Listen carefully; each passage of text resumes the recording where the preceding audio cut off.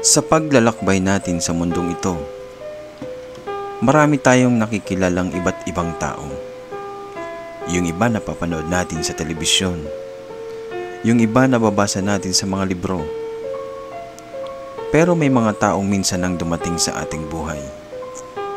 Gaano natin sila kakilala? Anong kanilang naging buhay? Paanong tumatak sila sa ating isipan? Kaya ang tanong, sino siya?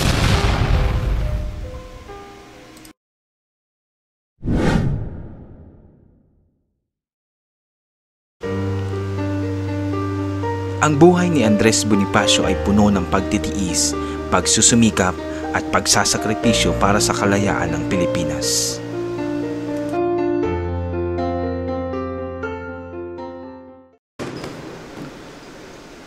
Siya ay ipinanganak noong November 30, 1863 at kilala bilang isa sa mga pangunahing lider ng Katipunan, isang revolusyonaryong grupo na nagtangkang lumaban laban sa kolonyalismong Espanyol.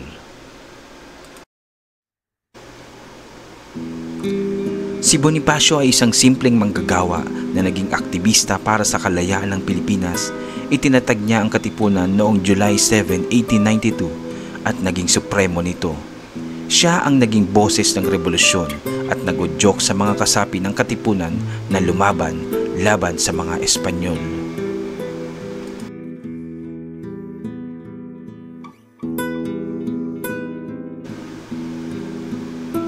Ngunit sa kabila ng kanyang liderato, si Bonifacio ay naulila ng mga hidwaan sa Katipunan at ito ay nagdulot ng di pagkakasunduan. Sa wakas, siya at ang kanyang mga kasamahan ay nagtangkang magtatag ng isang pambansang pamahalaan sa Tejeros Convention noong 1897. Ngunit ito'y nauwi sa kontrobersiya at kanyang pagkakapit sa liderato ay labis na kinuwestiyon.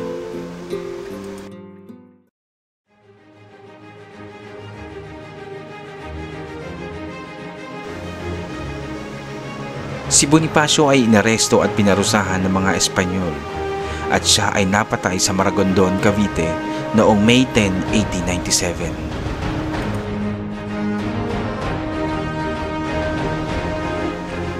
Ang buhay ni Andres Bonifacio ay naging simbolo ng katapangan at determinasyon sa pakikibaka para sa kalayaan ng Pilipinas. Siya ay kinikilala bilang ama ng himagsikan o ama ng Katipunan.